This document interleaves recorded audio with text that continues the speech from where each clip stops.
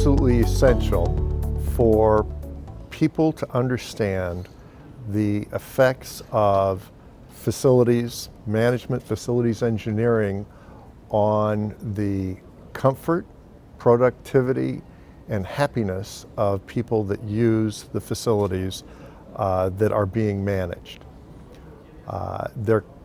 These can be delivered to occupants of those facilities or users of the facilities at great cost, or with adequate knowledge and research, they can be delivered economically. My goal in the research that I do, in the teaching that I do, is to identify the factors that will help us make good, intelligent decisions about the cost of delivering services that make people productive and effective in the workplace. They're interested in the technology. They understand how buildings go together, or getting a better understanding of how buildings go together. But most of my effort is concentrating on getting students to understand how the buildings work once they get occupied. It's still a bit of an effort to get that message across. And it's in large part because they've gotten most of their education focused on putting the buildings together, and much less on the people inside and how to take care of them. But it's a learning process. And of course, because I'm dealing with students at both undergraduate and graduate levels, I'm educating them over and over again all the time, as opposed to my research team, which has a lot of that education already. And so now we're exploring new areas and testing out different theories that help us understand what makes facilities work well, what makes them work less well. Building information modeling, while it's a tool, is opening up so many different areas of knowledge and places where we don't have sufficient knowledge.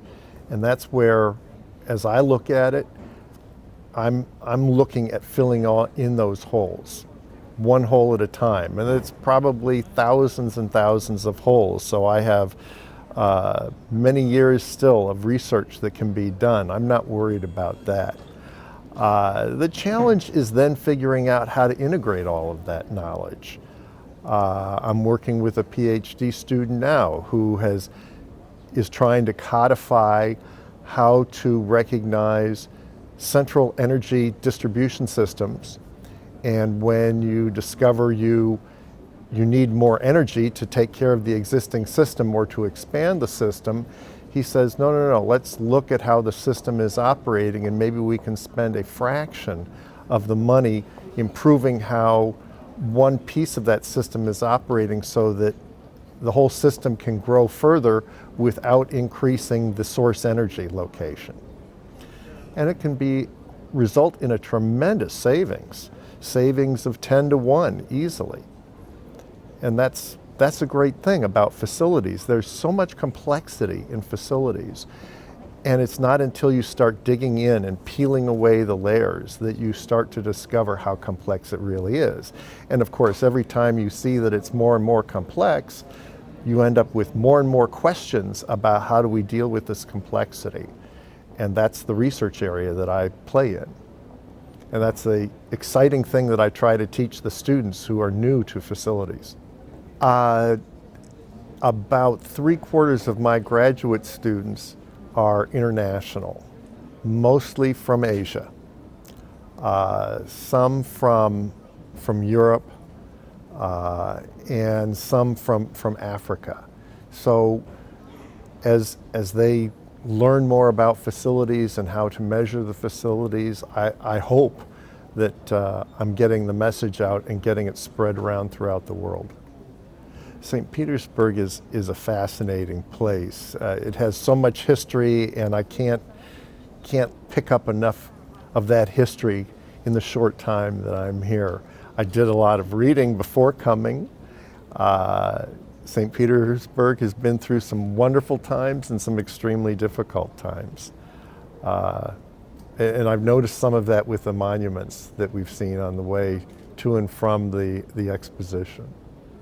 Entirely possible. The nice thing about facilities is that everybody has facilities and everybody needs facilities. And whether you call them the workplace or facilities, it doesn't really matter.